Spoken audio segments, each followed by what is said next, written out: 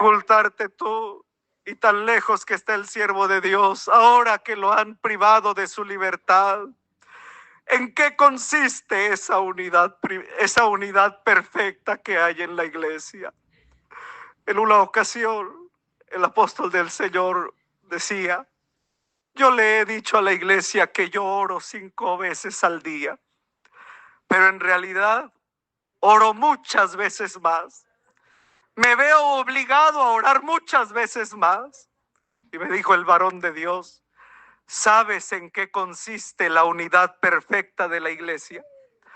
Te voy a enseñar en cómo es esa unidad perfecta que hay entre la iglesia y conmigo. Mira, decía, una ocasión yo decidí ir a hacer mi oración matutina, mi oración de 5, a la colonia Betel. Pero la decisión la tomé ya en la noche. Me subí a mi camioneta pasadas ya las 10:30 de la noche y decidí irme a dormir allá. Los hermanos me tenían una casita frente al templo. Ahí llegué a dormir para estar listo y a las 4:30 poder en ese lugar elevar mi oración. Cuando llegué, las casas estaban oscuras, las calles ya estaban vacías. Entré, solo el encargado se dio cuenta. Entré a mi cuarto, entré a mi hogar, me acosté en mi recámara, puse mi despertador para las 4 levantarme y empezar a hacer mi oración por la iglesia del Señor. Y de repente, mientras yo estaba durmiendo, decía el siervo de Dios, empecé a escuchar un murmullo de llanto, un murmullo de alguien que estaba llorando. Inmediatamente pensé, se dieron cuenta los hermanos.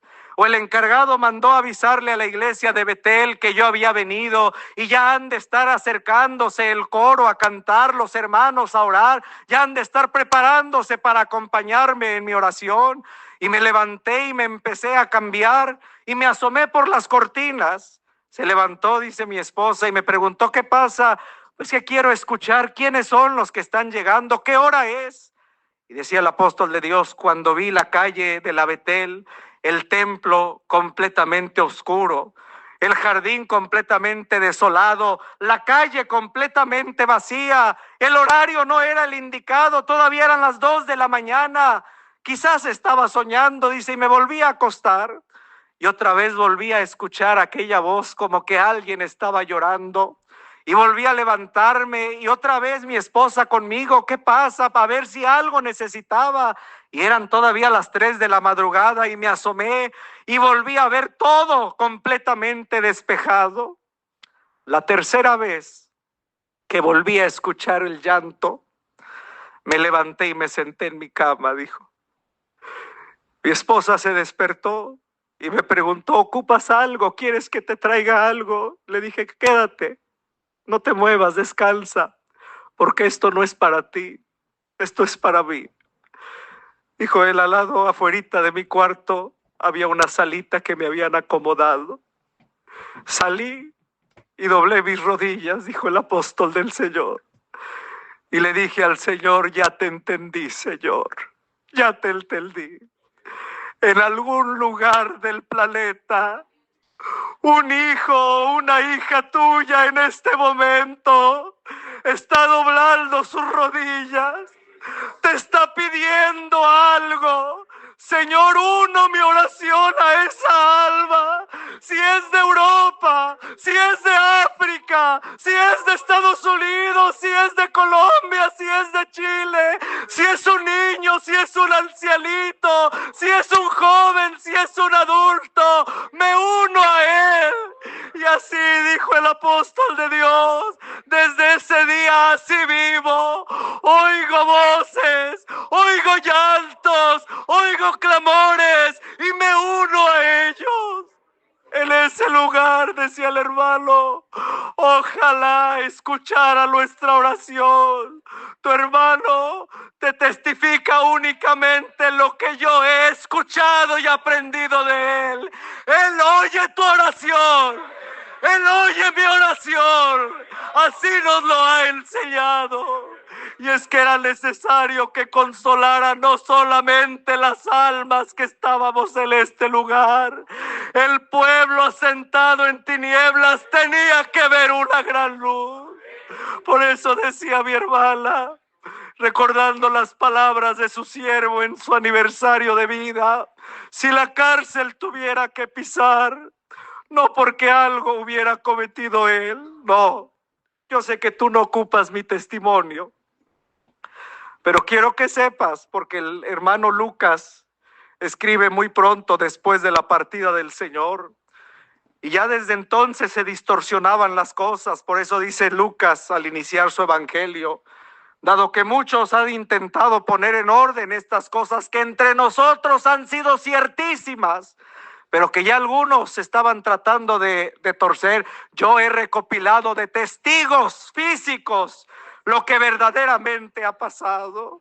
Y merecidamente, hermano, no porque tú lo necesites, sino porque, hermanos jóvenes, hermanos niños, quiero que ustedes también escuchen. Habemos testigos que hemos visto esto.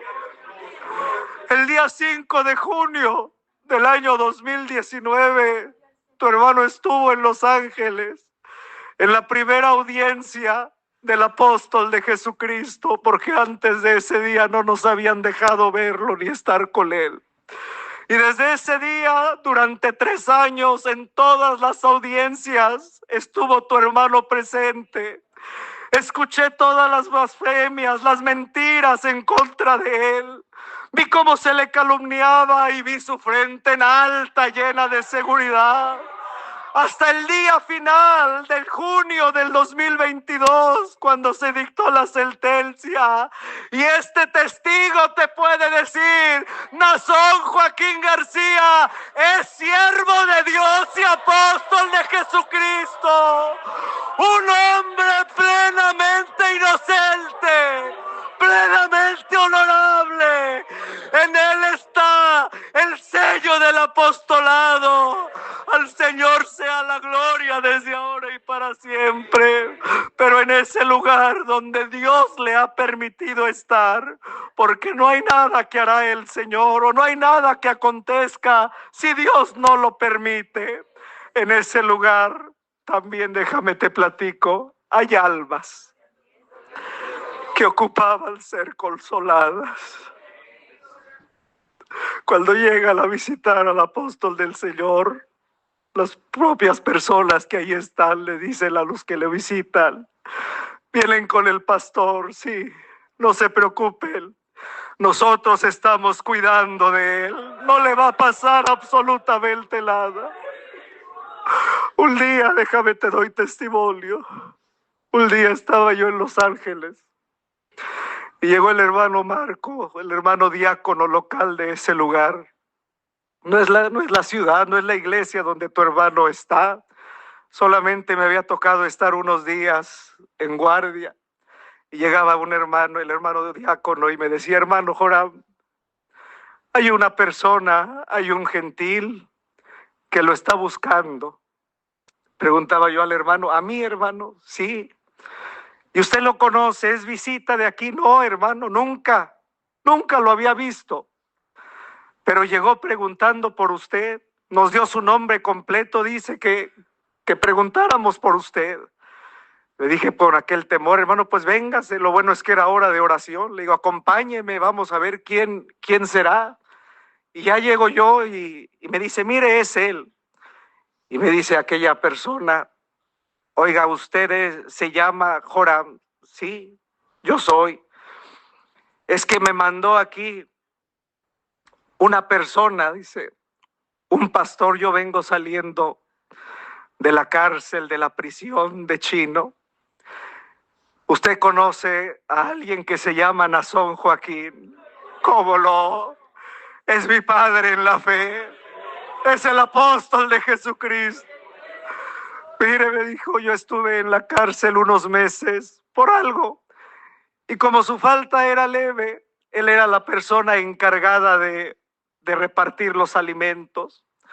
Y yo estuve ahí con el hermano Nazón y repartía los alimentos, trataba de apurarme, de acabar lo más pronto. Ahí se come a las 6 de la tarde, trataba de repartirlo lo más pronto, porque el hermano Nazón a las 8 de la noche da su estudio.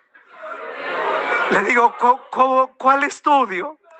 Él a veces se hinca y canta, dice, cuando está solito, porque a veces nos encierran él solito. Ahí lo tienen en el último lugar del corredor y todos lo están escuchando entonar sus alabanzas. Pero hay otras veces que nos dejan sueltos un tiempo más y ahí corre un grupito y por eso me apresuro para ver si alcanzo todavía a entrar. A veces cantamos, otras veces lo encontramos sentado en su cama y nosotros nos sentamos en el piso y empieza a hablarnos. Y cuando supo que iba a salir, me dijo que viniera a este lugar, me dio más o menos las direcciones y me dijo que preguntara por usted. Ya lo presenté con el hermano José y en la próxima oportunidad que hubo de hablar con el apóstol de Dios, le dije, varón de Dios, llegó esta persona y su rostro se iluminó. Sí llegó, sí, varón de Dios, llegó.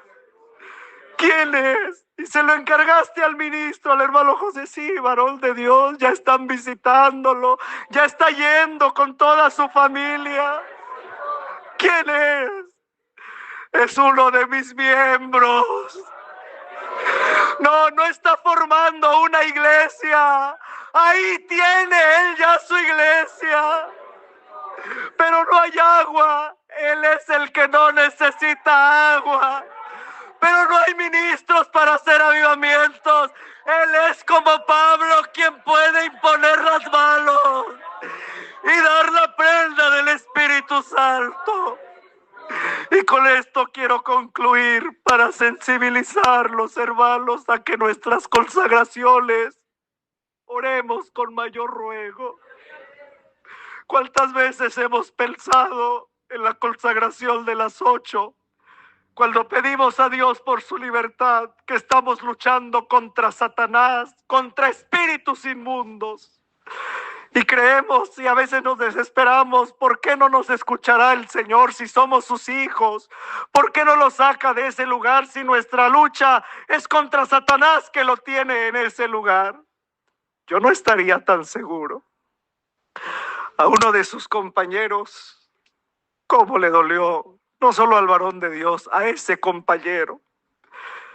Se lo llevaron una noche sin avisarle y su grande tristeza. El siervo de Dios lo dijo en una carta, que aquel hombre gritaba, díganle a Joaquín, díganle a García, despídanme de él, díganle que lo voy a extrañar. Y lo transfirieron a otra prisión.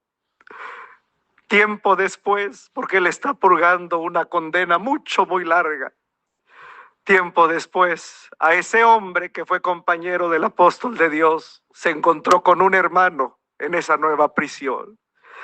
Aquel hermano había cometido una falta y platicando con él se dieron cuenta que ambos conocían al varón de Dios y el hermano se dio cuenta que él era el que el siervo de Dios había testificado. Le había llamado el ruso en una de sus cartas y había testificado de él y cómo le había dolido su partida.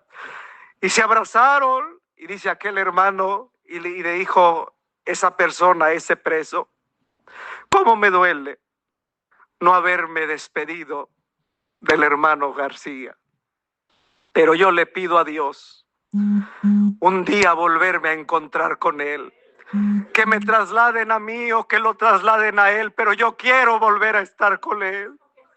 Y le dice aquel hermano, no, ¿qué estás haciendo? Ni se te ocurra. Allá afuera vemos miles que le estamos pidiendo al Señor que salga. Y le dijo aquel hombre, pues aquí adentro habemos muchos que le estamos pidiendo que no se nos vaya, porque Él es nuestro consuelo. No, nuestra lucha no solo es con Satanás. Hay almas sinceras que lo necesitan, pero nosotros le diremos al Señor, nosotros también lo necesitamos. Es que Él es consuelo de buenos y de malos, de justos y de impíos. Él es consuelo del viejo y del joven, del nativo y del extranjero, de toda esta iglesia. Nuestro consuelo es apóstol de Jesucristo. Viendo a la distancia estos 10 años, te pregunto, el propósito de Dios al llamarlo era consolarlos. El propósito de Dios se ha cumplido. Los que estamos aquí hemos sido consolados. Aún los que están en prisión están siendo consolados. Hoy con su carta miles de almas y de oyentes fueron consolados. El mundo entero seguirá siendo consolado hasta que entre la plenitud de los que han de ser salvos. Hasta entonces, sigámosle pidiendo al Señor, redoblemos, hermanos, nuestras peticiones, no porque queramos, hermanos, que queden sin consuelo aquellas almas, no. Preferimos que sean ellos los que reciban las cartas de un hombre en libertad y no nosotros los que recibamos las cartas de un hombre detenido. Pero fíjate con quién estamos luchando, porque hay almas que le ruegan al Señor que no se vaya, porque con Él han visto la luz de Cristo, han conocido la verdad del Evangelio. Y por eso te señalaba esa palabra, les he enseñado a orar. Yo veía a aquella persona cuando ya los despedíamos y se hincaba y hacía su oración sin persignarse y se levantaba. ¡Qué dicha! Claro, después de meses de haber estado compartiendo las consagraciones, mientras tú y yo aquí estábamos en nuestra consagración, él estaba haciendo su oración instruido por un apóstol de Jesucristo. Redoblemos nuestra súplica. Dios apure, Dios adelante el tiempo. Como Ezequías, conmovamos a Dios para que su calendario se ajuste y pronto esté entre nosotros el apóstol de Jesucristo. Sea esto para la honra y la gloria del Señor. Solo me resta decirte, hermanos, juntamente con mi sentir y el tuyo, nos congratulamos, Iglesia del Señor. ¡Feliz aniversario! ¡Felicidades por la obra que Dios ha hecho en nuestros corazones! La gracia de Dios sea en sus corazones y Dios les bendiga.